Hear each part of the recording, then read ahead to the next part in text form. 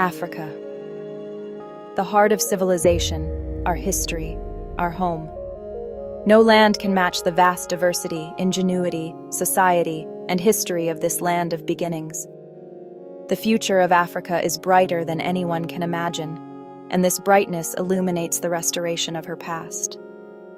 A past so glorious and so magnificent, it has laid the foundations of fantasies, fairy tales, and fortunes told for millennia. Founded in a deep, majestic past, often greater than any tales that may be told. Yet, so much remains hidden and so much needs to be restored. Today, we share a portion of our documentary segment capturing this rich heritage of the Royal African War Elephant Exhibit Project. In collaboration with Sunshine Cultural Arts Center of East St. Louis, Media Management and Publishing presents the Royal African War Elephant Book, Restoring the Missing Pieces of African History, is bringing to light the stories and splendor of Africa's historical legacy, focusing on the awe-inspiring taming, training, and handling the royal African elephants that once roamed the continent, and symbols of power and prestige. This exhibit is more than just a display. It's a revival of Africa's monumental past, a tribute to the ancestors who trained and mastered these magnificent creatures of extraordinary intelligence.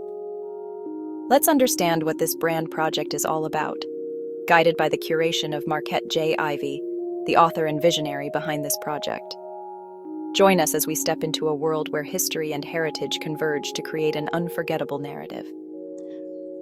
The African elephant, in historical terms of war, labor, transportation, is prehistoric. The African war elephant is not fantasy, is not fiction, is actual, factual African history. In the book, The Royal African War Elephant, we also quote a Roman historian named Pliny the Elder.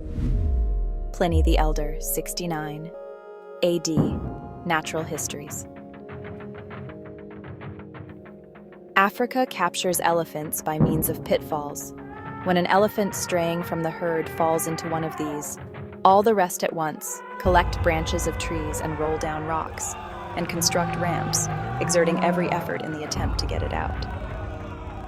Previously, for the purpose of taming them, the kings used to round them up with horsemen into a trench made by hand, so as to deceive them by its length, and when they were enclosed within its banks and ditches, they were starved into submission. The proof of this would be if when a man held out a branch to them, they gently took it from him. Our responsibility to history. Our responsibility to history is that we are responsible for representing accurate history, accurate world history. Pliny the Elder also writes, in 79 AD, the Book of Natural History, so called from Azania, the adjoining coast of Africa, now known as that of Ajan. It was inhabited by a race of Ethiopians who were engaged in catching and taming elephants and supplying the markets of the Red Sea coast with hides and ivory. Now considering these declarations of Pliny the Elder of the Iron Age, it is without doubt that the markets and craftsmanship and trade skill of entertaining and animal husbandry would be multiplied in the previous Bronze Age, in the height of the ancient kingdoms of Kush and ancient Egypt rivalries, where these skills would be unbound, as shown in the hieroglyphs and walls of ancient Kush and Egypt. The Kushites masters of the exotic animal trade and husbandry.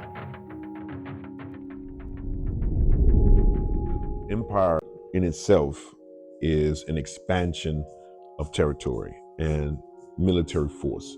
And to do that, it takes logistics. And the elephant in transportation and in mobilization is a big part of the ancient world in mobilizing troops, resources, gear, equipment, like the desert elephant in Nubia. The account of 𝑦𝒑𝒊𝒄𝒂𝒏, a traveloguer and well-respected historian, in his account of travels up the Nile River, his visitation to the Funj Sultanate of Sudan, then referred to as the Black Sultan, he states in 1673 in his travels through Sudan, and is recounted as follows. After going along the Nile for 6 hours, we suddenly saw, in the air ahead of us, a cloud of dust coming in our direction. 2 hours later, several thousand men mounted on horses, elephants, dromedaries, and donkeys appeared, having come out to greet us. In their rear was the Funj King's vizier, Kunfin, mounted on a white elephant. We greeted each other, he on his elephant and I on my horse, and then he led the way for another hour. 70 or 80 tents and pavilions came into view, all set up on the shore of the Nile. The gleam of gilded cannons dazzled our eyes. The vizier said that the Sultan had come out in person to greet us, and that he was waiting over yonder. We approached without breaking our ranks.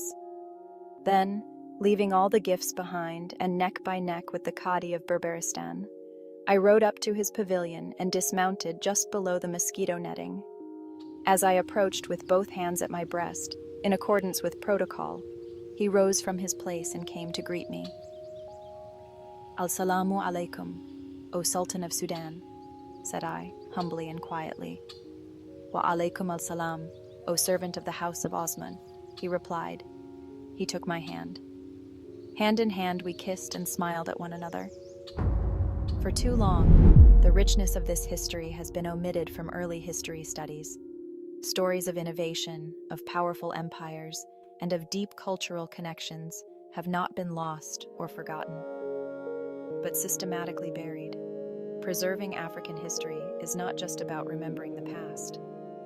It is about understanding the present and shaping the future. Now introducing Sheila Forrest, an incredible visionary, a community leader, and the proud owner of AfroWorld, and early supporter of the Royal African War Elephant Exhibit Project.